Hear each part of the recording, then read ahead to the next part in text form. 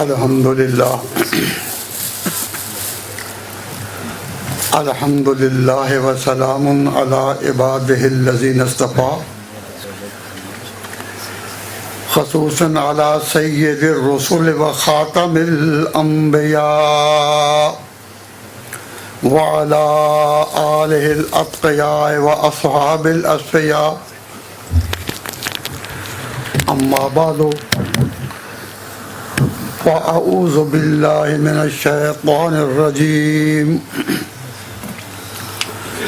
بسم اللہ الرحمن الرحیم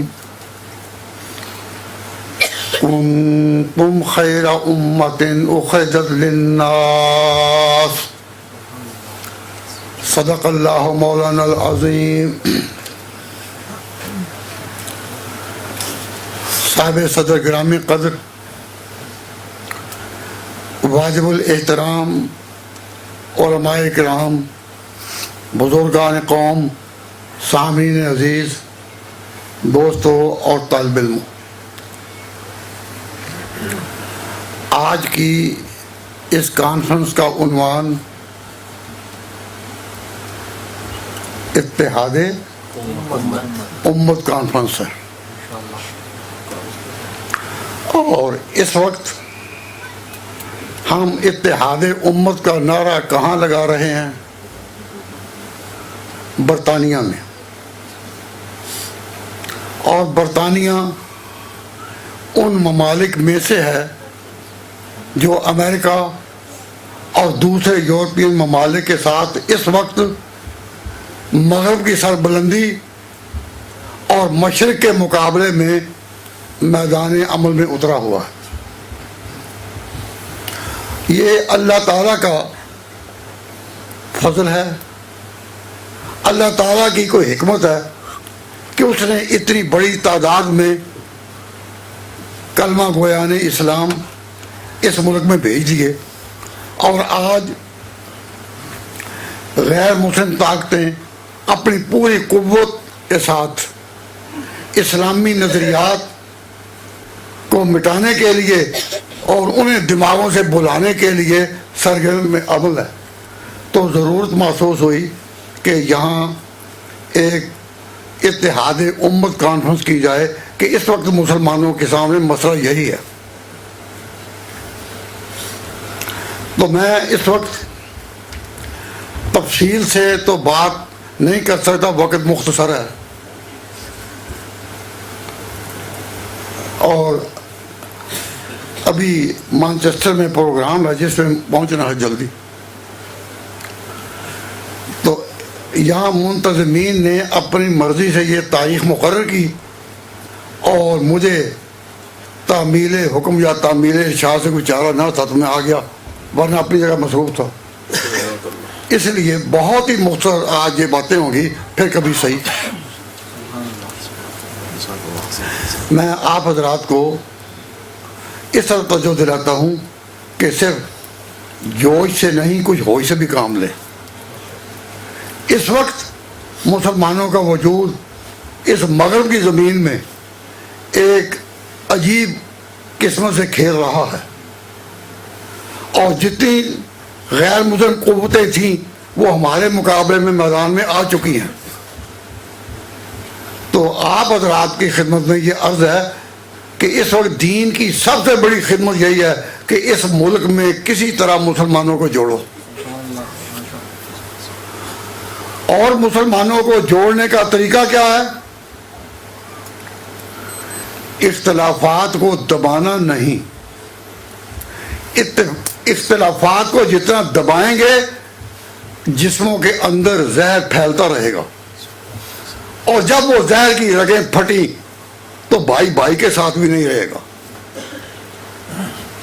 اختلافات کو دبانے میں اتحاد نہیں، اختلافات کو پھیلانے میں، لوگوں کو سمجھانے میں اور دماغوں سے اپیل کرنے میں کہ خدا را انصاف کرو، غور کرو، سوچو. اس میں انشاءاللہ العزیز ہمیں کچھ وحدت کی کرن نظر آ رہی ہے. یہ ہومیوپیتھک والے کیا کہتے ہیں؟ کہتے ہیں علاج بالمثل. اور ایلوپیتھی والے کیا کہتے ہیں؟ علاج بضد. تو مجھے اس وقت اس فن پر بات نہیں کرنی کہ علاج بضد کیا ہے اور ہومیوپیتھک والوں کا علاج بالمثل کیا ہے. دو نظریے سامنے کہ اختلافات کو دبانے اور اندر ہی اندر چھپانے میں ہماری بہتری ہے، یا اختلافات کو سامنے لانے اور بتانے میں کہ اختلافات ہیں ہی نہیں. جب ہم اختلافات کو سامنے لائیں گے اور اپنے ساتھیوں کو بتائیں گے کہ اختلاف ہے ہی کوئی نہیں، یہ سب دشمنوں کی پیداوار ہے، تو اختلافات کو پھیلانے، کھولنے، واضح کرنے میں بھلائی ہے یا دبانے میں اور چھپانے میں؟ آپ کی رائے کیا ہے؟ ایک پالیسی یہاں یہ چلی آ رہی ہے کہ جہاں کہیں کوئی اختلاف کی بات کرتا ہے تو کہہ دیتے ہیں بس چھوڑ دباؤ، اس سے فتنہ پیدا ہوگا. اختلاف کو دباؤ، اس سے فتنہ پیدا ہوگا. میں اپنے تجربے کی بنا پر آپ سے یہ عرض کرتا ہوں، اسی کشمکش میں گزری میری زندگی کی راتیں. میں اب اس عمر تک پہنچا ہوں ایک تجربات کے سیاہ سمندروں سے گزر کر، اور ہر طرح کے میدان دیکھے ہیں. اس تجربے کی روشنی میں یہ کہتا ہوں کہ اختلافات کو سامنے لائیں گے، واضح کریں گے، امت کو اتحاد نصیب ہوگا، اور دبائیں گے تو زہر اندر ہی اندر دبا رہے گا. اب یہ آپ حضرات کا کام ہے کہ اپنے آپ کو جوش میں رکھتے ہیں یا ہوش میں. ہوش مندی کا تقاضا ہے کہ جو بات ہے وہ کھول دی جائے اور بات کچھ بھی نہ نکلے گی. ایک چھوٹی سی مثال مجھے یاد آئی کہ کسی نے کوئی فتنہ پیدا کرنے کے لیے مجھے آ کر بتایا کہ جی فلاں شخص جو ہے نمازی بھی ہے، نیک بھی ہے، لیکن اپنی والدہ کو، اپنی بیوی کو وہ والدہ ماجدہ کہتا ہے. میرا ہمسایہ ہے، میں بار بار سنتا ہوں کہ جب وہ اپنی بیوی کو مخاطب کر رہا ہے تو اس طرح کہتا ہے والدہ ماجدہ، اور نمازی بھی ہے. تو کیا یہ جائز ہے؟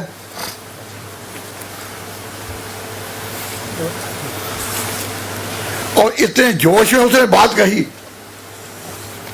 کہ وہ چاہتا تھا کہ اسی وقت میں کوئی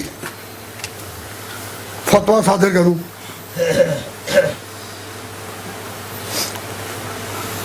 تو میں نے کہا کہ بھائی بات ذرا غور طلب ہے، میں جلدی جواب نہیں دیتا. جلدی فتوے لگانے والے اور ہیں کہ کوئی بات جائے سوچنے کا موقع ہی نہیں دیتے اور کافر کے نعرے لگ جاتے ہیں کہ جو فلاں عالم کو کافر نہ کہے وہ بھی کافر، اور جو فلاں کو نہ کہے وہ بھی کافر. ہمارا تعلق جوش دلانے سے نہیں، ہوش دلانے سے ہے. تو میں یہ جواب نہیں دوں گا کہ وہ والدہ ماجدہ کہتے ہیں. آپ کبھی اس طرح کر سکتے ہیں کہ اس کو بلا ہی لیں. اگر وہ نمازی بھی ہے تو وہ آ جائے گا، میرے نام پر اس کو بلا لیں کہ میں ذرا مل لوں اس سے. تو نے کہا جی ہاں یہ تو کسی نہ کسی طریقے سے ہو جائے گا. اور جب وہ اس کو بلا کر لائے تو میں نے اسے کہا کہ تیرا کوئی ساتھی جاننے والا مجھے کہتا ہے کہ تو اپنی بیوی کو جب بلاتا ہے تو والدہ ماجدہ کہتا ہے.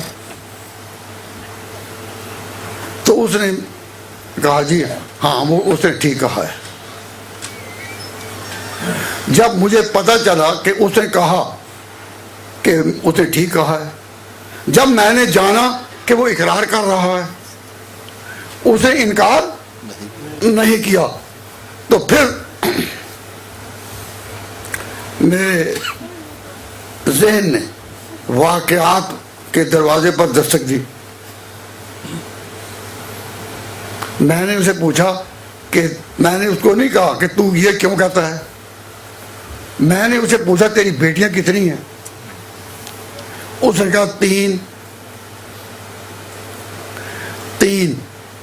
میں نے کہا ان کے نام کیا ہیں؟ تو اس نے کہا کہ ایک کا نام ہے سلمہ اور ایک کا نام کچھ اور بتایا وہ مجھے یاد نہیں، اور ایک کا نام ہے مائدہ۔ میں نے کہا جب تو اپنی بیوی کو بلاتا ہے تو سلمہ کی والدہ کہتا ہے یا زیادہ کہ مائدہ چونکہ چھوٹی ہے تو میں پیار سے اس کا نام لیتا ہوں کہ مائدہ کی ماں؟ تو مجھے معلوم ہوا کہ جب یہ اپنی بیوی کو کہتا ہے والدہ مائدہ تو اس کی مراد ہوتی ہے ماجدہ کی ماں۔ تو میں نے کہا تو اپنی بیٹی ماجدہ کے نام سے اپنی بیوی کو بلاتا ہے؟ کہتا جی ہاں، میں نے اس کو اپنی ماں تو نہیں کہنا۔ تو مجھے پتا چلا کہ اس کا اپنی بیوی کو والدہ ماجدہ کہنا بالکل بجا تھا، بے جا نہیں تھا، کیونکہ جب پتا چل گیا کہ بھئی تو کیا کہتا ہے اپنی بیوی کو والدہ ماجدہ، اس نے کہا کہ ہاں، تو اس نے اقرار کیا یا انکار کیا؟ اقرار کیا۔ تو جب اقرار اس نے کر لیا ہے تو پھر ہوش مند کا دماغ سوچنے پر مجبور ہوتا ہے کہ کوئی بات تو ہوگی، تو بات اس کی ہو اور ماں نے میں پہنا ہوں۔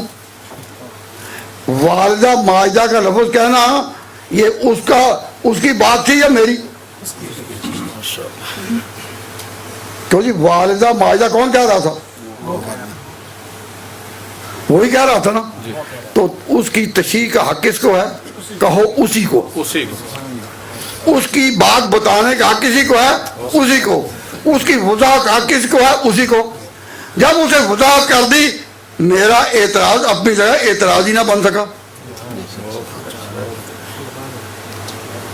اگر ہم لوگ اس طرح جلدی فتویٰ دینے والے ہوتے تو ہم یہ نہ کہتے اچھا بھائی ہمیں سوچنے کا اور تحقیق کرنے کا موقع دو۔ تو میں آپ سے یہ پوچھتا ہوں ذرا ہوش مندی سے جواب دیں کہ بات والدہ ماجدہ بیوی کو کہنا یہ اس کی بات تھی یا میری؟ تو اس کی وضاحت کا حق کس کو ہے؟ اسی کو۔ عقل کہتی ہے کہ جو بات کہے تصنیف را مصنف نیکو کنت بیان، جس کی بات وضاحت کا حق اسی کو ہے۔ آپ اس کو ایک عقل کے لحاظ سے، سمجھ کے لحاظ سے، دانش کے لحاظ سے صحیح سمجھ چاہیے یا نہیں؟ اب اس زمانے میں مسلمانوں میں اختلاف پھیلانے کے لیے ایک اور تھیوری ہے اس کے مقابلے میں، اسٹیٹمنٹ اگینسٹ اسٹیٹمنٹ۔ وہ کیا ہے کہ جی عبارات تو ہوں علماء دیوبند کی اور اس کی وضاحت کریں بریلوی کے علماء۔ یہ باتیں تو ہیں علماء دیوبند کی اور تشریح اس کی اور مطالب بیان کرتے ہیں بریلوی علماء۔ جب انسانی ذہن اس طرح سے گراوٹ میں آ چکا ہو، ہم تو یہی سنتے آ رہے تھے تصنیف را مصنف نیکو کنت بیان، کہ جس کی بات تشریح بھی اسی کی۔ مجھے ایک بات یاد آئی ایک مناظرے کی، میں ابھی اس کی وضاحت نام تو نہیں لیتا، کہ کہیں میں تقریر کر رہا تھا تو کسی نے چٹ بھیج کر سوال کیا کہ جی حدیث میں آتا ہے کہ انا مدینۃ العلم و علی بابھا، کہ حضور نے فرمایا کہ میں علم کا شہر ہوں اور علی اس کا دروازہ ہے، کہ اس حدیث کی تشریح کریں۔ تو میں نے کہا کہ یہ حدیث اہل سنت والجماعت کی کتابوں میں کس کتاب میں ہے؟ انہوں نے تو جواب نہ دیا، تو میں نے خود ہی تجویز کر دیا، بتا دیا کہ یہ ترمذی میں ہے۔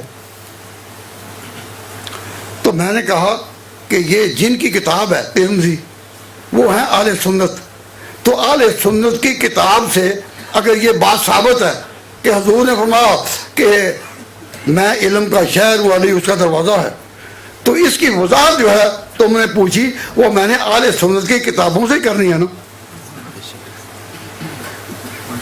کیوں بھائی؟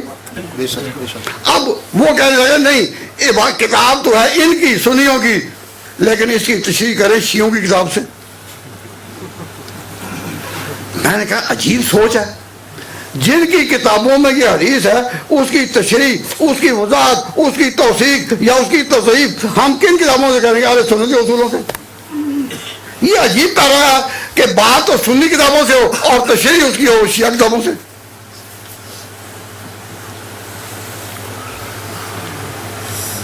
کہنے لگے جی اچھا. میں نے کہا یہ میرا موضوع نہیں، لیکن اس نے کہا چلو 2-4 منٹوں کے بعد کہہ دیں. میں نے کہا ٹھیک، ہم اگر علی کو شہر علم کا دروازہ مانا جائے تو ہم اس کا انکار نہیں کرتے، اہل بیت کی محبت اور عقیدت ہمارا جزو ایمان ہے، ہم کو اس کے مخالف تو نہیں. لیکن ہم یہ کہتے ہیں کہ جن حدیث کی کتابوں میں یہ ہے کہ علی جنت کا دروازہ ہے، انہی اہل سنت کی کتابوں میں یہ ہے کہ ابو بکر جو ہے وہ جنت کا دروازہ ہے. جہنم کے دروازے 7 ہیں، لہا 7 ابواب، اور جنت کے دروازے 8 ہیں. اور حضرت صلی اللہ علیہ وسلم نے فرمایا اے ابو بکر تو ان میں سے ہے جس کو جنت کے 8 دروازے آواز دیں گے کہ تو اس میں سے آ، اس میں سے آ، اس میں سے آ. نعرہ تکبیر. تو حضرت علی مرتضیٰ جنت کا دروازہ ہے، ہم انکار نہیں کرتے. وہ حدیث میں محدثین کو کلام ہے، اس کے نام کے اوپر بحث ہے. تاہم ہم ضعیف حدیث کو قبول کر کے بھی کہتے ہیں کہ علی علم شہر کا دروازہ ہے. لیکن علم کا اصل ہوتا ہے یہیں، اور علم کے دروازے بھی کیا ہیں؟ یہیں. اور جنت کے دروازے ہیں وہاں جن کے لیے یہاں کی مساعی و کوششیں ہیں. تو جس اللہ تعالیٰ نے علی کو جنت کا علم شہر کا دروازہ بنایا، اس نے ابوبکر صدیق رضی اللہ تعالیٰ عنہ کو جنت کا دروازہ بنا دیا. حضرت شاہ ولی اللہ محدث رحمۃ اللہ علیہ وہ لکھتے ہیں کہ حضرت ابوبکر صدیق کی سیرت جو تھی اس کا مثالی نقشہ جنت کے دروازے بتائے گئے. تاہم میں آپ کے سامنے صرف یہ بات عرض کرنا چاہتا ہوں کہ حدیث جن کی کتابوں میں ہو تشریح انہی کی کتابوں سے ہوگی، یا حدیث ان کی کتابوں سے اور تشریح ان کی کتابوں سے. مسلمانوں میں اختلاف کوئی نہیں، صرف سوچ کا اختلاف ہے کہ یہ جو آ گیا غلط بات کہ عبارتیں تو ہوں علماء دیوبند کی اور تشریح کریں بریلوی علماء. یہ کوئی انصاف ہے؟ تو میں عرض کرتا ہوں، تو کسی نے مجھے کہا کہ جی آپ کی بات سے تو پتا چلا کہ اختلاف ہے ہی کوئی نہیں. میں نے کہا میں بات کرتا ہوں اصول کی. میری باتیں سمجھ آ رہی ہے نہیں؟ اوروں کا ہے کلام اور میرا کلام اور ہے، عشق درد مند کا طرز کلام اور ہے. میں اپنی بات کو دوہرا نہیں رہا، کیوں؟ وقت مختصر ہے، تو جتنا تکرار کروں اور بات دوہراؤں وقت لگے گا، اور باتیں مجھے کہنی ہے بہت سی، اس لیے میں بات دوہرا نہیں رہا. تو اس نے مجھے کہا لوگوں نے کہ جی آپ کی تو باتوں سے معلوم ہوتا ہے کہ اختلاف ہے ہی کوئی نہیں. میں نے کہا ہاں ہے ہی کوئی نہیں.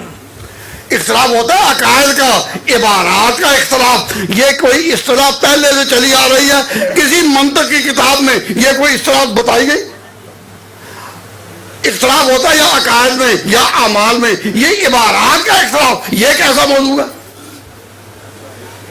یہ موضوع ہے کہ عبارتیں دو علماء دیوبند کی اور تشریح کریں بریلوی علماء. ہر کسی کو اس کا اپنا حق دو. میری بات سمجھ آ رہی ہے نہیں؟ تو اختلاف ہے کوئی نہیں. تو ایک شخص کہنے کا جی یہ اختلاف ہے ہی کوئی نہیں، تو یہ علیحدہ علیحدہ مسجد کیوں بنی ہوئی ہیں، علیحدہ علیحدہ اسٹیج کیوں بنے ہوئے ہیں؟ میں نے کہا عقائد کا کوئی اختلاف نہیں، اغراض کا اختلاف ہے جس نے آگے عقائد کے اختلاف کی شکل اختیار کر لی. ہم اس وقت برطانیہ میں ہیں اور ہم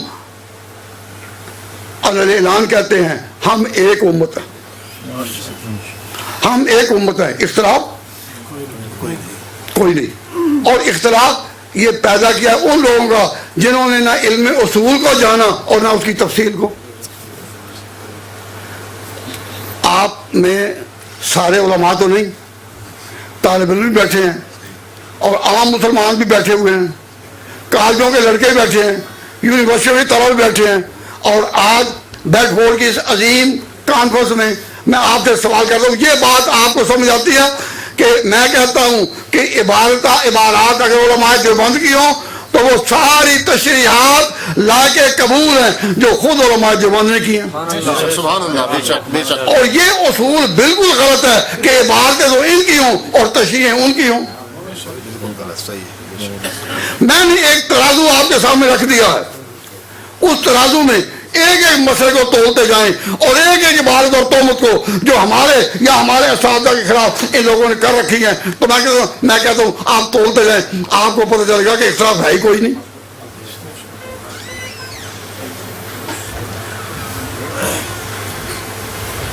تو طالب علم نے اصرار کرتے ہوئے یہ کہا کہ جی ہاں جی کچھ تو اختلاف ہوگا نا.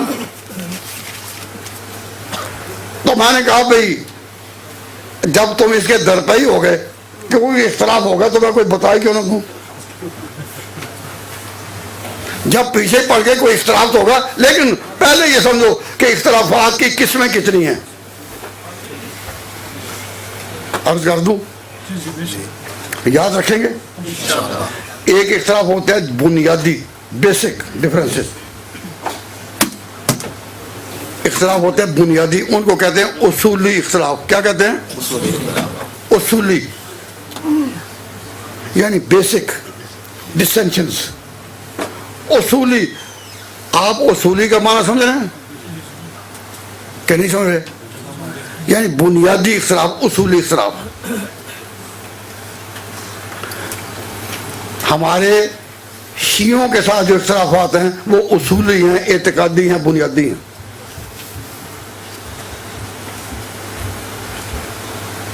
وہ بنیادیں کیا ہیں یہ بیان کا وقت نہیں، وقت مختصر ہے. تاہم معتزلہ کے ساتھ ہمارے اختلاف، شیعہ کے ساتھ ہمارے اختلاف، جہمیہ کے ساتھ ہمارے اختلافات، یہ سارے اختلافات اصولی ہیں. اب میں تو جی اختلاف سے جان چھڑاتا ہوں نا، لیکن سوال کرنے والے ہم کو خام خواہ اختلافات میں کھینچ دیتے ہیں. میں نے کہا ہمارے اختلافات اصولی ہیں. تو جا جی یہ جماعت اہل حدیث سے جو آپ کے اختلافات ہیں یہ کیسے ہیں؟ اور میں نے کہا تم نے ایک ایک اختلاف یہی تولنا ہے، یعنی پھر بھی بتا تو دیں. میں نے کہا ہمارے ان کے ساتھ جو اختلافات ہیں وہ سکولی ہیں، سکولی ہیں. Hanafi, Shafi, Maliki and Hanbali, these are different schools of thought. یہ اسکول آف تھاٹ ہیں. حنفی، شافی، مالکی، حنبلی، یہ فرقے چار نہیں، ان چاروں کے اختلافات فروعی ہیں، سکولی ہیں، اور چاروں کا ایک نام ہے اہل سنت والجماعت. تو شیعوں کے ساتھ اختلافات کیسے ہیں کہ جی اصولی، اور ان کے ساتھ ہمارے اختلافات شافیوں، مالکیوں، حنبلیوں کے ساتھ ہمارے اختلافات کیا ہیں؟ سکولی. کہتے نہیں جی یہ نہیں ہمیں بتائیں بریلویوں کے ساتھ اختلافات کیا ہیں. تو میں نے کہا جو وہ اصولی ہیں اور وہ اختلافات سکولی ہیں تو یہ اختلافات فضولی ہیں. تو میرا گزارش کرنے کا مطلب یہ ہے کہ اختلافات ہیں کوئی نہیں. ہم کہتے ہیں کہ والدہ ماجدہ کا ایک معنی جو وہ اس سے کہہ رہا ہے وہ وہی ہے، اور جو اعتراض کر رہا ہے اس کا اپنا مختار ہے اور اصولی لحاظ سے وہ غلط ہے. اب کہا جی آپ کی بات سے تو کوئی تفرقہ نہیں ٹپکتا، کسی کے خلاف آپ کوئی نفرت کلمہ نہیں کہہ رہے، تو کچھ تو بات کریں. وہ بار بار چاہتا تھا کہ میں کوئی اختلاف بیان ہی کر دوں.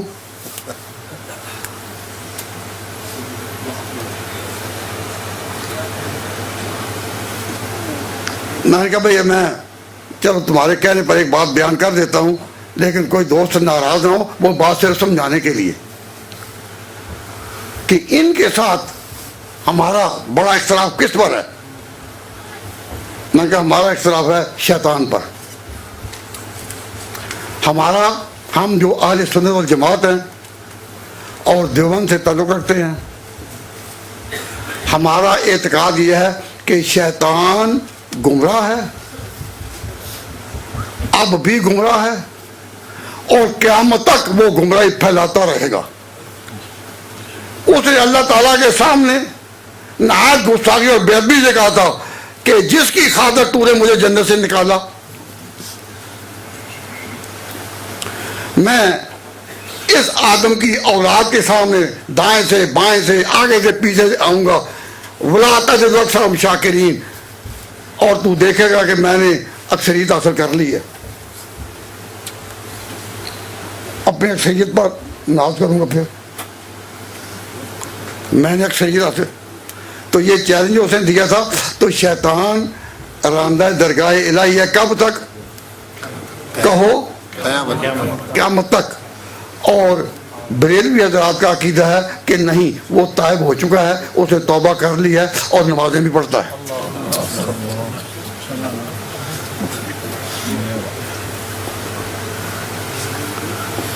میں اللہ گھر میں کہہ رہا ہوں اور بلا تعصب کوئی جارحیت کے طور پر نہیں کہہ رہا، ہمارا اختلاف ہم بنیادی طور پر ہم اہل سنت والجماعت ایک ہی اصولوں کے پابند ہیں، اور ہمارے مدارس میں ایک ہی کتابیں پڑھائی جاتی ہیں۔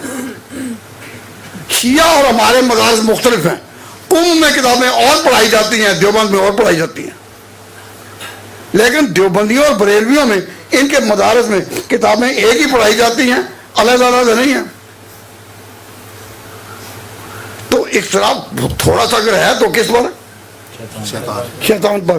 وہ کہتے ہیں کہ شیطان توبہ کر چکا ہے اور نماز پڑھتا ہے،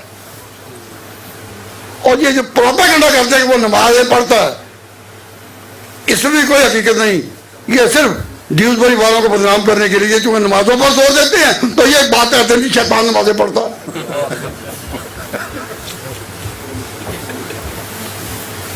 نکالے وہ ملفوظات۔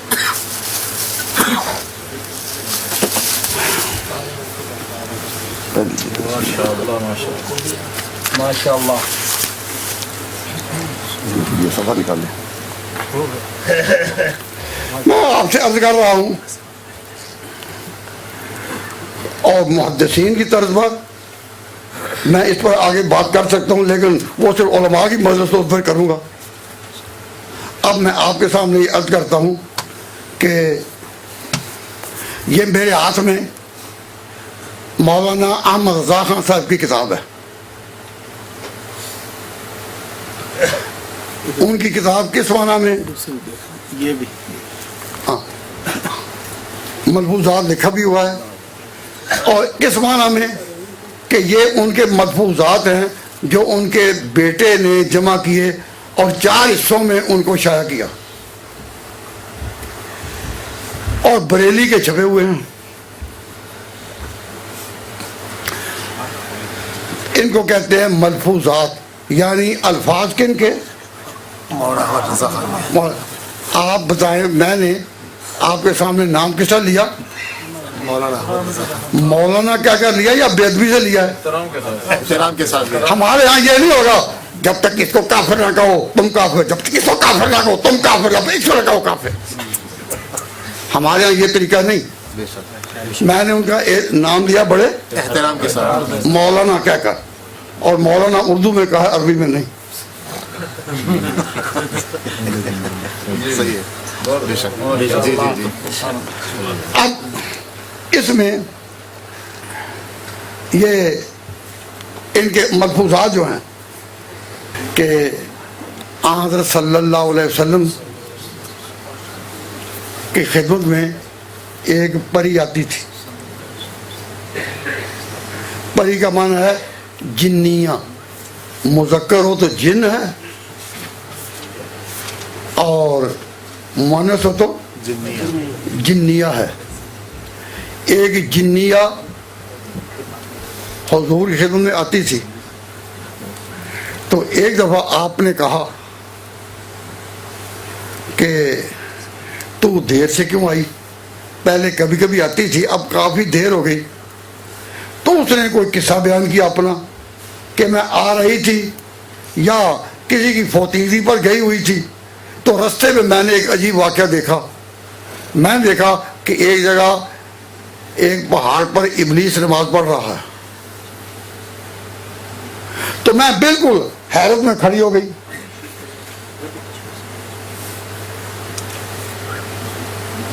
تو میں نے پوچھا کہ ابلیس تیرا کام تو گمراہ کرنا ہے، تو کیا کام یہ نماز پڑھ رہا ہے؟ تو نماز پڑھ رہا ہے؟ تو اس نے کہا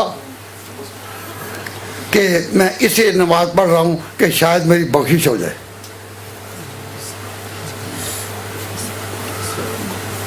حافظ ذہبی میزان الاعتدال میں لکھتے ہیں کہ یہ بالکل موضوع واقعہ ہے، ایسا کوئی واقعہ نہیں پیش آیا، یعنی ضعیف نہیں، موضوع ہے۔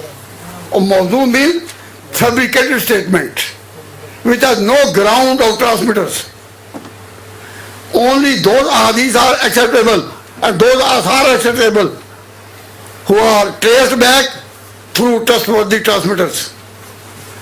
فرضی بات اپنی طرف سے کہہ دینا، اس کا معنی ہے کہ یہ بات جعلی ہے، اور کمزور راوی ہے، اس کا معنی ہے کہ ضعیف ہے۔ اور محدثین میں ضعیف اور موضوع ہونے میں فرق ہے۔ تاہم انہوں نے جب بیان کیا، اور یہ ان کی زندگی کا آخری مرحلہ مولانا مرزا خان صاحب کا۔ اب میں آپ کے سامنے یہ عبارت پڑھتا ہوں کہ ملفوظات کا حصہ اول اور صفحہ 12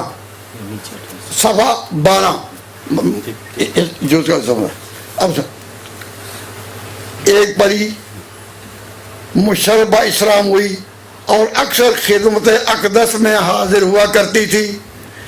ایک بار عرصہ تک حاضر نہ ہوئی، جب حاضر ہوئی سبب دریافت فرمایا۔ عرض کی حضور میرے ایک عزیز کا ہندوستان میں انتقال ہو گیا تھا، وہاں گئی ہوئی تھی۔ بھائی جنیا کا ہندوستان آنا اس کے لیے کوئی گھنٹے لگیں گے؟ کوئی ٹرین میں آنا، کار میں آنا، جہاز میں آنا۔ اور میں نے دیکھا کہ ایک پہاڑ پر ابلیس نماز پڑھ رہا ہے، اسے اس کی یہ نئی بات دیکھ کر کہا کہ تیرا کام تو غافل کر دینا ہے، تو خود کیسے نماز پڑھتا ہے؟ اس نے کہا شاید رب العزت تبارک و تعالیٰ میری نماز قبول فرمائے اور مجھے بخش دے۔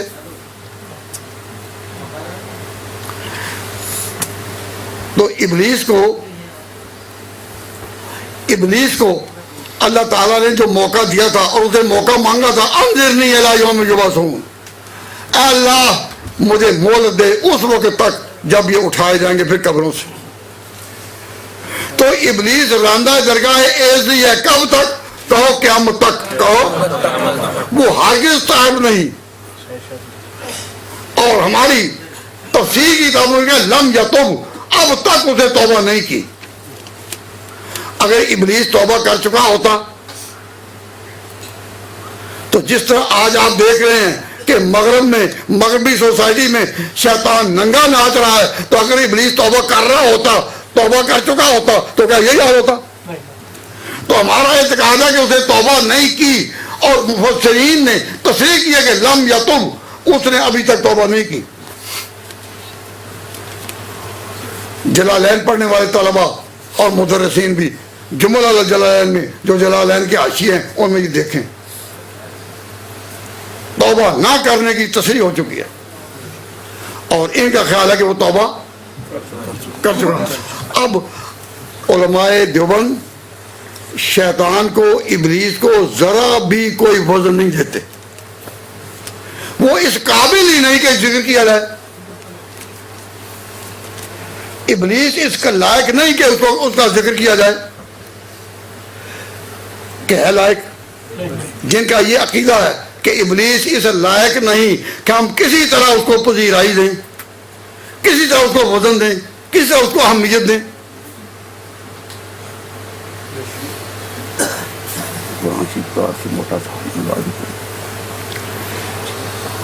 جن حضرات کا یہ میرے ساتھ متفق ہوں کہ شیطان ہرگز لائق پذیرائی نہیں، وہ ہاتھ کھڑا کر دیں. ماشاءاللہ.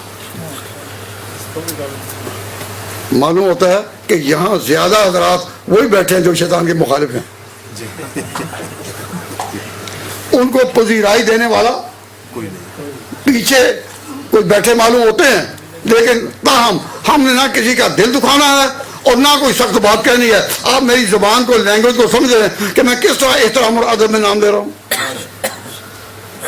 ہاں، شیطان کا ادب میں نہیں کروں گا. میں اس کو اب بھی کہتا ہوں کہ شیطان لعین ہے، اسے توبہ نہیں کی. بھائی میری بات سمجھ آ رہی ہے کہ نہیں؟ تو میں عرض یہ کر رہا ہوں کہ شیطان نے اب تک جو توبہ نہیں کی، ہم اس کو کسی طرح کی پذیرائی اور عزت دینے کو تیار نہیں ہے.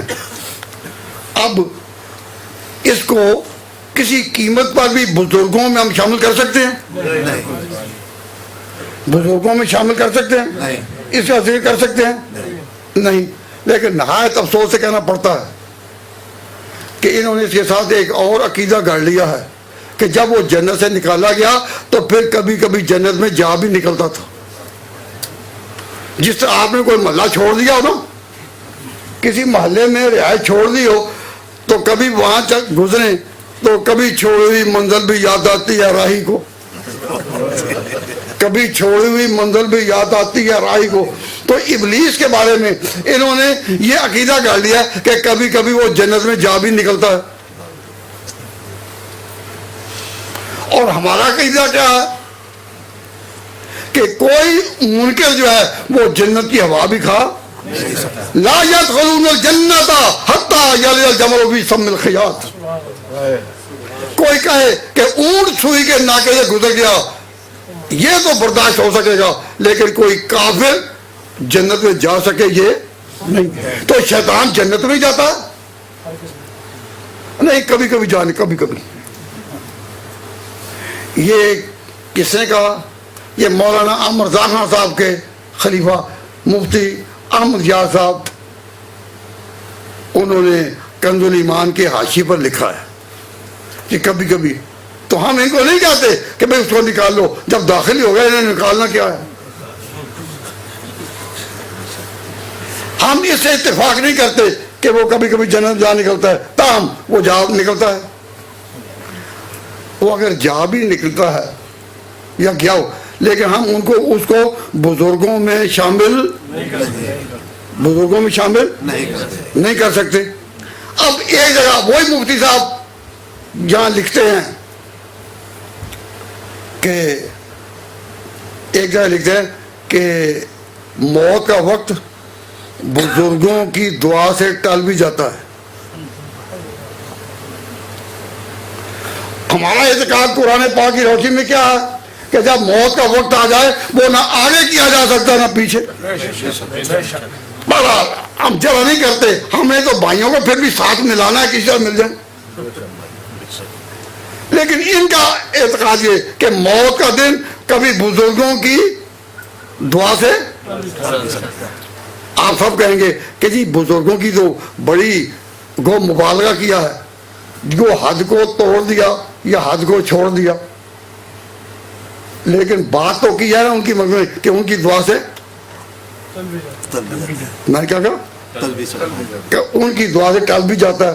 تو ہم اگر کوئی مبالغہ بھی کر رہا ہو تو ہم یہ کہہ سکتے ہیں چلو بھائی چھوٹی چھوٹی بات کو نہ پکڑو، غلطی ہے ان کی، غلطی ہے ان کی غلطی. کہ وہ شیطان کو کیوں پذیرائی دے رہے ہیں. لیکن ہمیں اس کا جو اگلا جملہ ہے وہ دیکھ کر حیرت ہوتی ہے.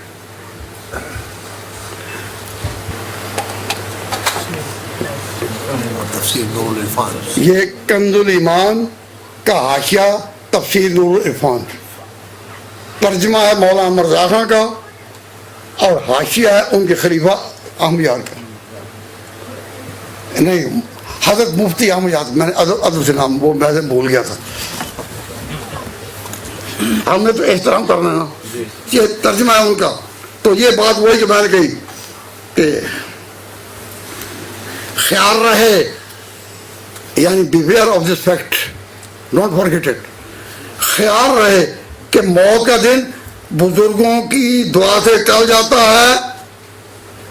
تو چلو بزرگوں کی عزت میں اضافہ کیا نا, حادثے تو نکلے لیکن اضافہ کیا نا, لیکن اگلا فکرہ پڑھ کر پاؤں تلے زمین نکل جاتی ہے. انا للہ و انا الیہ راجعون.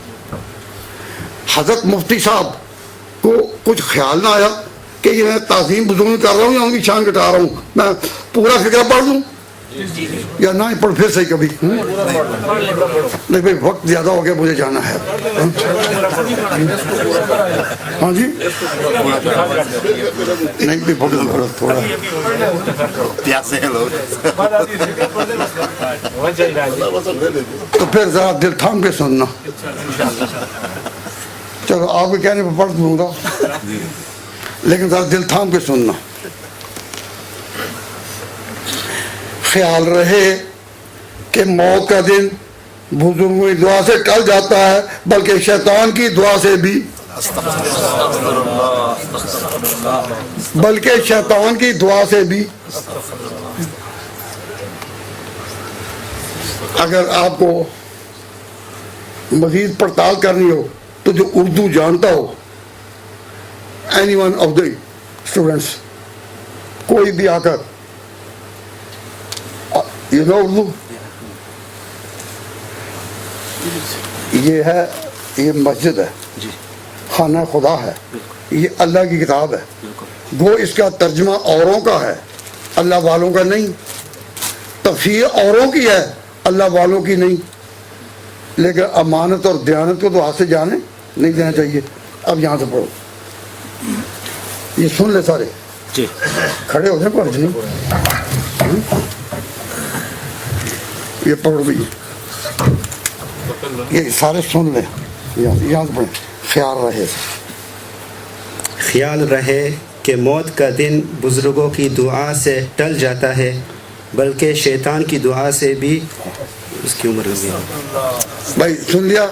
اب صرف میں نے کہا یا انہوں نے بھی؟ انہوں نے بھی. اور جس کا دل چاہے سرائے عام یاران نقطہ کے لیے ہم کہتے ہیں کہ شیطان کو اس طرح اٹھانا کہ بزرگوں سے ملا دینا.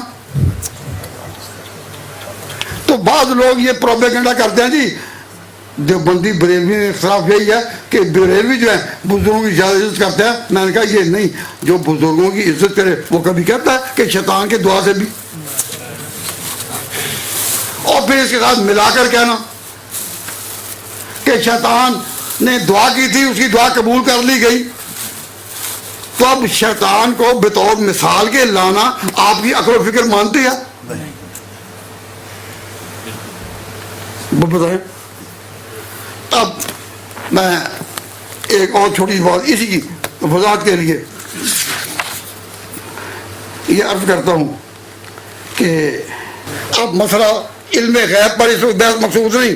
انہوں نے یہ لکھا ہے کہ شیطان کے بزرگوں کو علم غیب جو دیا گیا تو ساتھ ہی لکھ دیا اور شیطان کو بھی. اس میں ہم اس بحث میں نہیں پڑھتے کہ شیطان کو نہیں دیا گیا, لیکن شیطان کو بزرگوں سے جوڑنا کوئی عقل ہے؟ ہمیں تو ہمارے مکتب فکر میں ادب ہی سکھایا گیا ہے کہ ادب کرو بزرگوں کا, ادب کرو پیغمبروں کا, ادب کرو صحابہ کا, ادب کرو اولیاء کا. لیکن ذرا کلیجہ تھام کے سننا پڑتا ہے کہ جی علم غیب شیطان کو بھی دیا گیا ہے. دل کے پھپھولے جل اٹھے سینے کے داغ سے, اس گھر کو آگ لگ گئے چراغ سے. میں عرض یہ کرتا ہوں کہ آپ نے جو اس ملک میں رہنا ہے تو ایک بات آپ کے سامنے میں رکھتا ہوں. مجھے افسوس ہو رہا ہے کہ میرا ٹائم بڑا لگ گیا. اگر وقت مجھے دیا جاتا پہلے تو شاید میں اپنی باتیں کر سکتا, لیکن ایک بات کی طرف بات کر کے میں ختم کروں گا. اور میں بات دوہرا نہیں رہا کیونکہ وقت لگتا ہے زیادہ. ذرا توجہ کریں.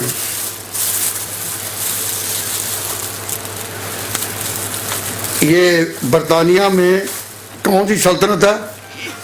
عیسائی سلطنت. کیا ہے؟ عیسائی سلطنت. اور حضور اکرم صلی اللہ علیہ وسلم کے دور میں بڑی عیسائی سلطنت کون سی تھی؟ سلطنت روم. حضور کے زمانے میں بڑی عیسائی سلطنت کون تھی؟ سلطنت روم. اور روم کا جو بادشاہ تھا ہرقل روم کا بادشاہ. نبی پاک صلی اللہ علیہ وسلم نے ہمسایہ ملکوں کو خطوط لکھے تھے کہ میں پیغمبر ہوں، مان لو. اسلم تسلم، اسلام لے آئے گا تو بچ جائے گا، اور اگر تو نہ مانا تو سب کا گناہ تیرے اوپر، تو سربراہ ہے. ان تولیت، اگر تو نہ مانا تو ماتا کا، رعایا کا، سب کا گناہ تجھ پر ہوگا، اپنا گناہ بھی اور دوسروں کا بھی. تو حضور نے خط لکھے تھے یا نہیں؟ آپ نے سنا نا علماء سے باہر. ایک وہ وقت تھا کہ اسلام میں اتنی چمک تھی، اسلام میں اتنی روشنی تھی کہ اسلام کی طرف سے ان کو خط لکھے جاتے تھے، مان جاؤ مان جاؤ مان جاؤ. اور آج ہم مسلمانوں پر یہ وقت آ گیا کہ وہ ہمیں خط لکھ رہے ہیں کہ ہمیں مان جاؤ مان جاؤ مان جاؤ. پہلے خط کسے لکھے تھے؟ ہم نے. پہلے مسلمانوں کی طرف سے، حضور کی طرف سے، اسلام کی طرف سے، دین حق کی طرف سے ان کو خط لکھے جاتے تھے کہ آؤ مان جاؤ. تو یہ ان کو دعوت تبھی دی جا سکتی ہے کہ ہم اپنے گھر میں ایک ذی قوت وجود رکھتے ہوں، ایک طاقت ہوں، تو پھر تو خط لکھے جاتے ہیں نا. حضور بدر کی فتوحات حاصل کر چکے تھے، مکہ فتح کر چکے تھے، یہ بہار آ چکی تھی. آپ نے اس شان کے ساتھ ہم سارے ملک کو خط لکھے. لیکن ہمیں تفرقہ بازی کہاں لے آئی کہ پہلے ہم نے خط لکھے، آج وہ ہمیں خط لکھتے ہیں ہماری بات مان جاؤ، ہماری بات مان جاؤ، ہماری بات مان جاؤ. قادیانیوں کا پچھلا اسٹیٹس بحال کرو، یہ کرو وہ کرو. تو یہ دین اسلام پہلے بہار پر تھا، اور آج ہم اتنے گر گئے کہ وہ ہمیں لکھ رہے ہیں. وہ دین کے ہوئی بزم جہاں جس سے چراغاں. یہ دین اسلام وہ ہے کہ پوری دنیا میں روشنی اس دین سے پھیلی. وہ دین کے ہوئی بزم جہاں جس سے چراغاں. آج اس کی مجالس میں نہ بتی نہ دیا ہے.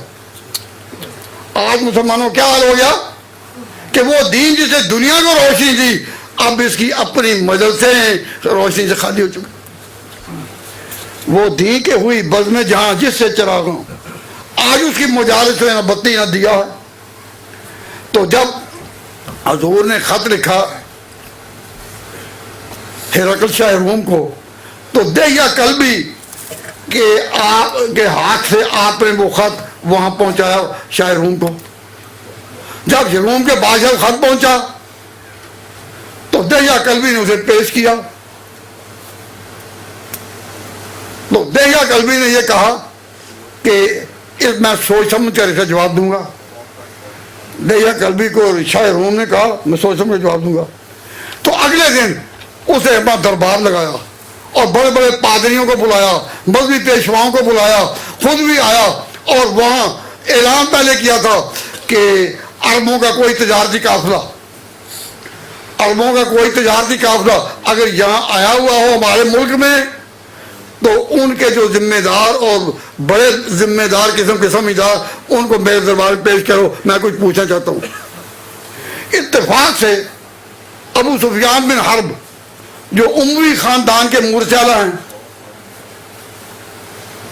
وہ ابھی مسلمان بہت بعد میں ہوئے، تو وہ تجارت کی غرض سے آئے ہوئے تھے.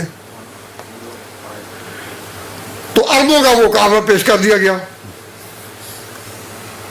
اس نے کچھ سوال کیے کہ یہ جس کا خط آیا ہے، فرمایا بادشاہ نے کہا کہ یہ جس کا خط آیا ہے اس میں اس کا رشتہ دار قریبی کون ہے؟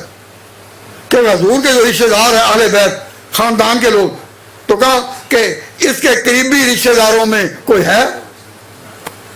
تو ابو سفیان آگے بڑھا، اس نے کہا کہ ہاں، ہم عبد مناف کی اولاد ہیں. ہم اور وہ سارے عبد مناف کی اولاد ہیں. بنو امیہ اور بنو ہاشم دونوں عبد مناف کے اولاد میں سے. تو بادشاہ ان دنوں بادشاہ سمجھدار ہوتے تھے. ان دنوں بادشاہ، میں آج کی بات نہیں کر رہا ہوں، وہ سمجھدار تھے. تو کہا بادشاہ نے ابو سفیان کو کہ اچھا تم ایک جد کے آگے آ جاؤ.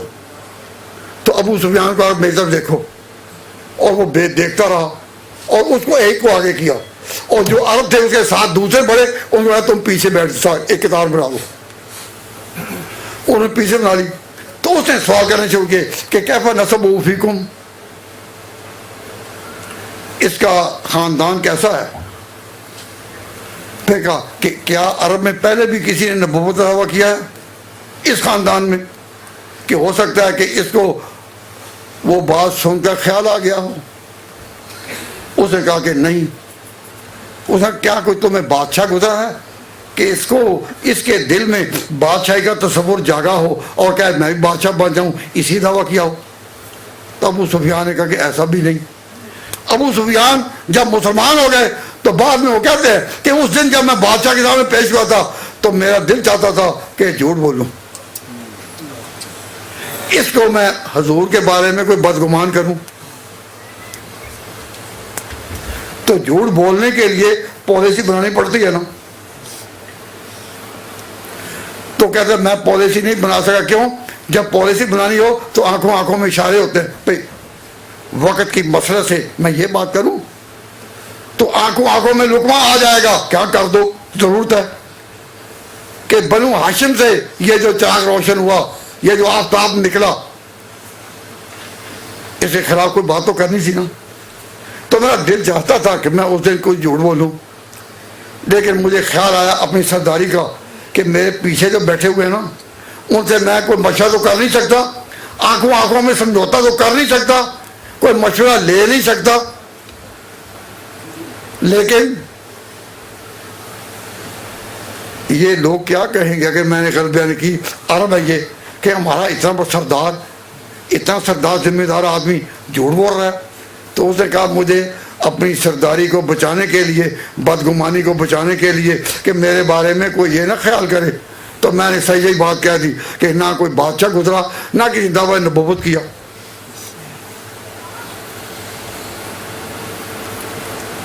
تو اس نے پھر کوئی پانچویں چھٹے نمبر پر پھر یہ سوال کیا کہ یہ بتاؤ کہ اس کی پیروی کی ہے کمزور لوگوں نے یا جو بڑے لوگ تھے.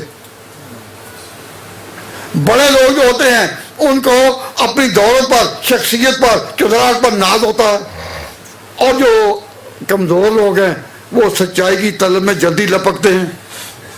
تو اس کے پیروی کرنے والے وہ ایسے ہیں یا ایسے؟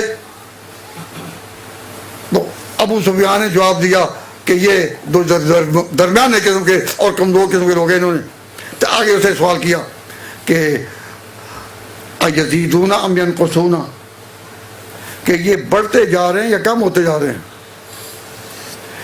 اس پیغمبر کو جو ماننے والے ہیں وہ بڑھتے جا رہے ہیں یا کم ہوتے جا رہے ہیں. ہر یرتد احد منکم سنۃ الذین، ہی کیا کوئی ایسے بھی لوگ ہیں مسلمان کہ جو اس کے دین کی سختیاں دیکھ کر اسے پھر گئے ہوں؟ ابو سفیان نے کہا نہیں، کوئی طبقہ ایسا نہیں نظر آتا کہ جو اس طرح آ کر پھر مرتد ہوا ہو. تو آخر میں وہ بادشاہ جو تھا وہ اس کا، آپ کی نبوت اور رسالت کا قائل ہو گیا، اور اس نے سب کے سامنے کہا کہ سچائی اسی طرح ابھرتی ہے. تو عیسائیوں کی سب سے پہلی سلطنت میں شاہ روم نے جب سوال کیا کہ یہ بڑھتے جا رہے ہیں یا کم ہوتے جا رہے ہیں، تو اس نے کیا جواب دیا؟ بڑھتے جا رہے. کیوں؟ حضور خود کہہ چکے تھے. حضور اکرم صلی اللہ علیہ وسلم نے خود کہا تھا کہ ان اللہ زوال الارض فرائض مشارقہ و مغاربہ فلیبلغ ملک امتی ما ذوی علی منہا او کما قال النبی صلی اللہ علیہ وسلم، کہ اللہ تعالیٰ نے مجھے زمین کے مشرق بھی دکھائے اور مغرب بھی دکھائے، لپیٹ دیے میرے سامنے. میں نے اس کے مشرقوں کو بھی دیکھا اور مغربوں کو بھی دیکھا، اور میری امت کے قدم ہر جگہ پہنچیں گے. آج برطانیہ میں جو تمہارے قدم پہنچے ہوئے ہیں یہ اسی پیش گوئی کے آثار میں سے حضور کے قدم یعنی حضور کی امت کے قدم یہ مغرب میں پہنچے یا نہ پہنچے. تو یہ جو حضور کی امت پر بہار آئی یہ ان پیش گوئیوں کے ساتھ مطابقت رکھتی ہے. آپ کون ہیں؟ حضور کی پیش گوئیوں کے مصداق ہونے کے سچے نشان ہیں. ہم یہاں تک جو آپ پہنچے ہیں اتنی بڑی تعداد میں تو حضور کی امت بڑھ رہی ہے کم ہو رہی ہے. لیکن ہندوؤں نے اور یہودیوں نے اپنے آپ کو بگنڈا کر رکھا ہے کہ نہیں مسلمانوں کی ایک بڑی تعداد جو ہے وہ دین کو چھوڑ چکی مرتد ہو چکی ہے. ان ہندوؤں سے پوچھا گیا کہ امریکہ کے جنوب میں ہندوؤں کی ایک آبادی ہے جو انڈیا سے آگر وہاں آباد ہوئے ہیں. انہوں نے اپنے وہاں مندر ہی بنائے ہوئے اور پروپیگنڈا باہر وہ کرتے ہیں کہ مسلمانوں کا ایک بڑا طبقہ جو ہے وہ ہٹ چکا ہے. کیوں؟ جس طرح شاہ روم نے کہا تھا کہ یہ بڑھ رہے ہیں یا کم ہو رہے ہیں. اس نے کیا کہا تھا؟ بڑھ رہے ہیں. اس نے کہا یہ سچوں کی نشانی ہے کہ پھر ان کو اس طرح زوال نہیں آتا. تو اسلام کی پھر بہار پوری دنیا میں آئی یا نہ؟ یہ رونق لگی یا نہ؟ لیکن ان ہندوؤں نے یہ سوری نام کا علاقہ ہے سوری نام کے علاقے کے جو انہوں نے یہ بات پھیلائی کہ نہیں اب چھوڑ چکے ہیں. اب ان کو پوچھنے والوں نے پوچھا کہ اس کی پہچان کیا ہے. اس نے کہا کہ دیوبندی جتنے بھی یہ حضور کو نہیں مانتے. بڑے بڑے علماء کی تحریریں دکھائیں کہ جب کہا تھا کہ دیوبندی اسلام سے نکل گئے اور کہا کہ اب یہ پروپیگنڈا اگر یورپ میں بھی ہو برطانیہ میں بھی ہو امریکہ میں بھی ہو کہ لوگ حضور کو چھوڑ گئے. انہوں نے ہندوؤں نے اپنے شاگردوں کو یہ بات سکھائی کہ کسی سے پوچھا ہو تو یہ نہیں پوچھنا حضور کو چھوڑ گئے یا نہیں, تم نے پوچھنا کہ تم کیا دیوبندی ہو. اب جو دیوبند سے نسبت عقیدت رکھتے ہیں انہوں نے کہا دینا ہم دیوبندی ہیں. تو وہ مقابلہ کرتے کرتے جو ہے وہ نکل آئے پاکستان میں بھی جب رائمنڈ میں اجتماع تھا بڑا. استاد نے سکھایا تھا کہ جس سے پوچھا یہ پوچھا کہ تم دیوبندی ہو. اب وہ جسے ہی پوچھے وہ سارے دیوبندی گئے. اتنا بڑا اجتماع حد نظر تک کہ نظر آپ کی تھک جائے لیکن اجتماع کی وسعتیں اور پھیلی ہیں اور کہا کہ یہ سب دیوبندی ہیں.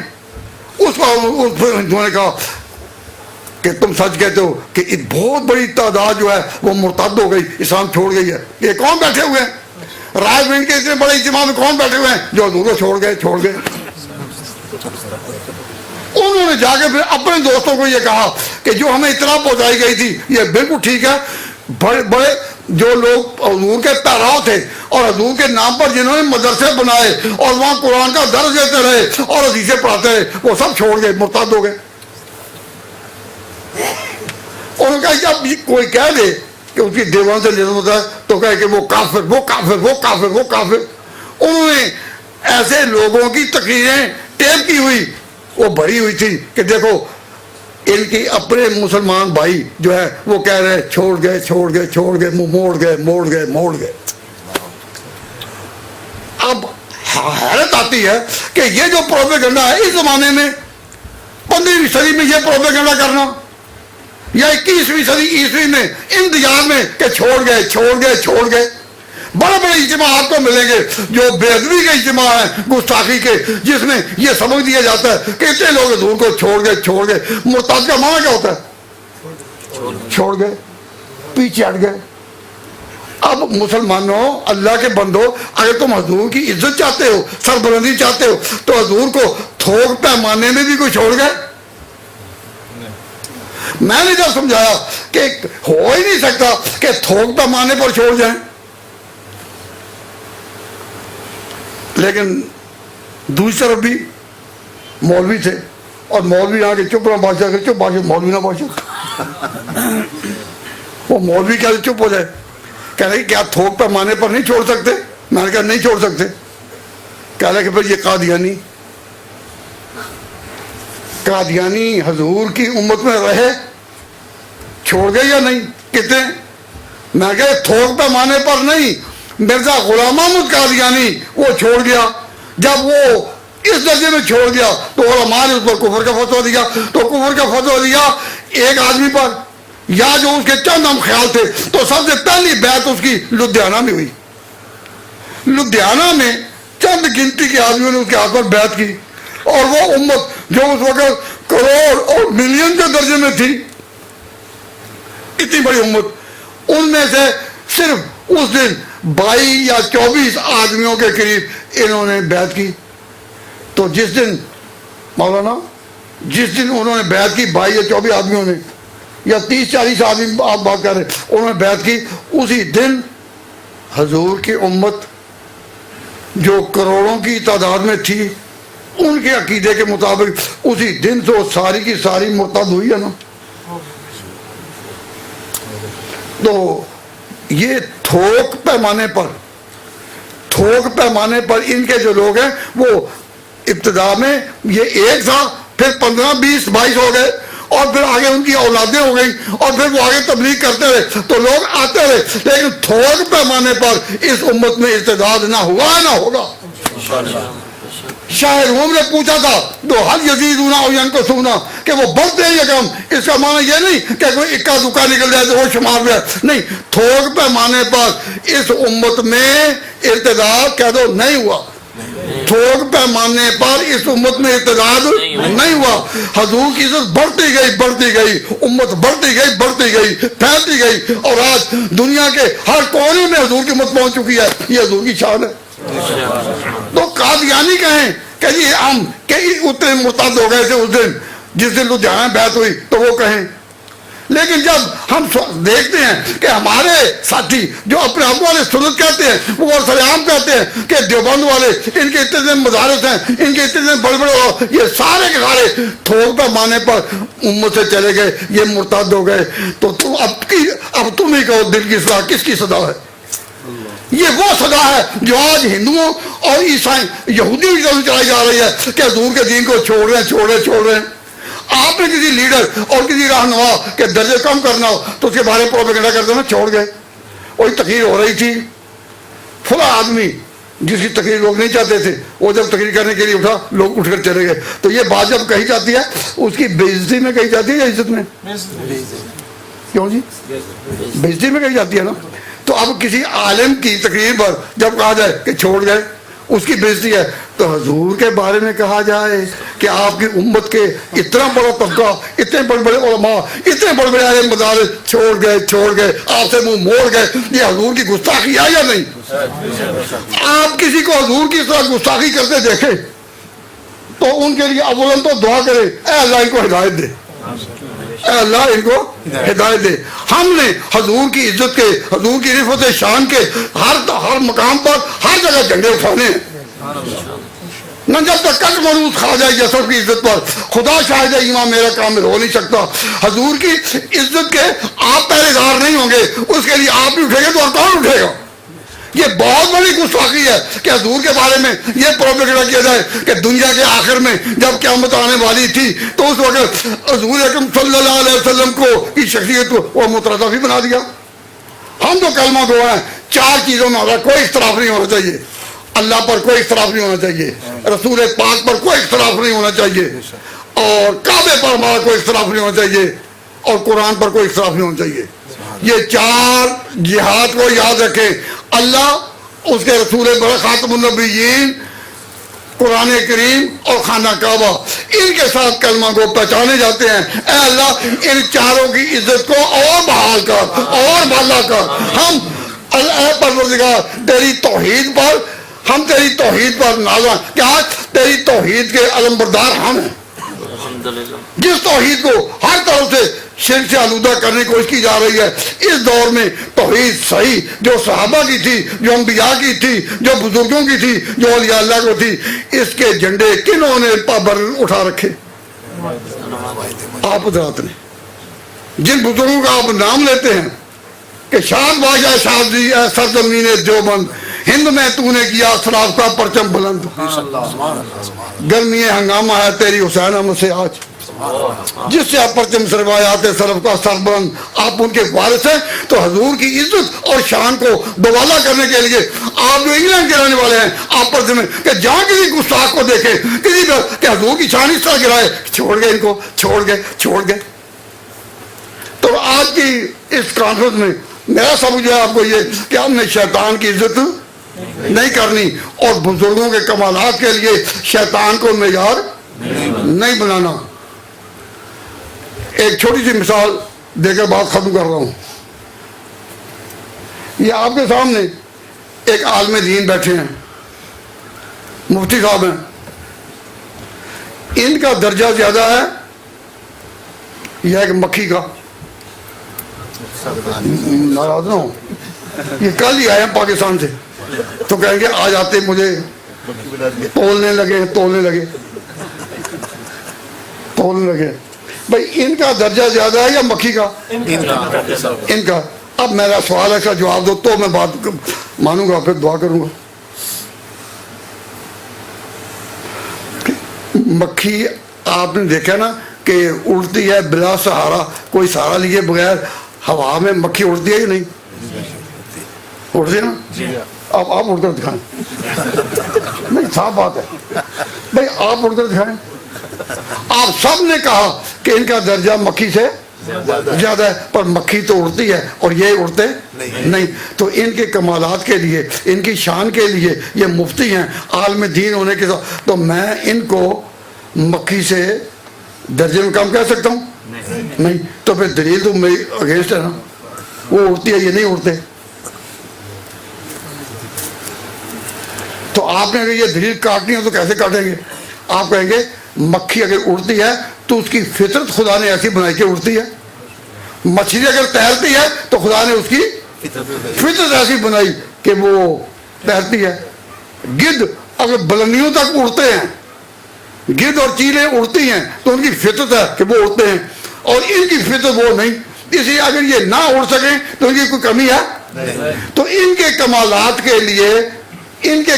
کے لیے میں اس گدھ کو یا مکھی کو یا مچھلی کو مکی صلاح بناتا ہوں. مکی صلاح اسے کہتے ہیں جس پر قیاس کیا جائے، جس قسمتی پر پرکھا جائے. ان کے کمال کو کہ مفتی ہیں، اس کو میں مکھی پر یا مچھلی پر یا کوے پر یا گدھ پر میں قیاس کر سکتا ہوں؟ نہیں. کیوں؟ ان کی فطرت خالق کائنات نے، جو ان کو پیدا کرنے والا ہے، اس نے ان کی فطرت وہ بنائی ہے، ان کی وہ فطرت نہیں بنائی. تو ان کے کمال کے لیے کیا اس کو مثال میں پیش کرنا جائز ہے؟ تو جس کو پیش کیا جائے مثال میں، اسے عربی میں اس طرح میں کیا کہتے ہیں؟ مکی صلاح. کیا کہتے ہیں؟ مکی صلاح، یعنی جس پر قیاس کیا جائے. تو ان کے لیے مکی صلاح ہو سکتی ہے؟ کیوں جی مکی صلاح ہو سکتی ہے؟ اچھا مچھلی اور گدھ اور کوے مکی صلاح نہیں ہو سکتے.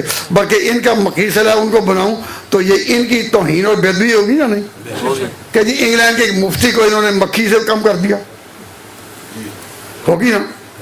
آپ کا دل اگر یہ اجازت نہیں دیتا کہ ایک مفتی کو ان کے کمالات کو ہم مکھی پر قیاس کریں یا مچھلی پر، تو پھر حضرت خاتم النبیین کے کمالات کو اس پر قیاس کرنا کہ جن کی فطرت جدا گانا ہے. مثلا ابلیس، اس کی فطرت کیا ہے؟ کہو جن کی. اس کی فطرت کیا ہے؟ جن کی. اور جن جو ہے وہ ایک لمحے میں مشرق سے مغرب اور مشرق سے مغرب کے فاصلے طے کر جاتا، کرتا ہی نہیں. ایک جن نے حضرت سلیمان علیہ السلام کو کیسے کہا تھا کہ آپ کے پلک جھپکنے سے پہلے میں بلقیس کا تخت لے آؤں گا یہاں. اور پھر کہا فری تم من الجن نے، جب ان کو کہا کہ لا سکتا ہوں، تو اگر وہ لے آئے تو یہ جن کا کمال نہیں، اس کی فطرت ہے، اس کی وسعت پرواز ہے اور اس کی سرعت رفتار ہے. اب حضور خاتم النبیین آدم کی اولاد میں سے ہیں. اللہ نے ان کو نوع انسانی میں سے پیدا کیا. ان کے جو کمالات ہیں اور جو ان کی شانیں ہیں وہ تو ہم بیان نہیں، ہم تو کہتے ہیں کہ بعد از خدا بزرگ تو ہی قصہ مختصر.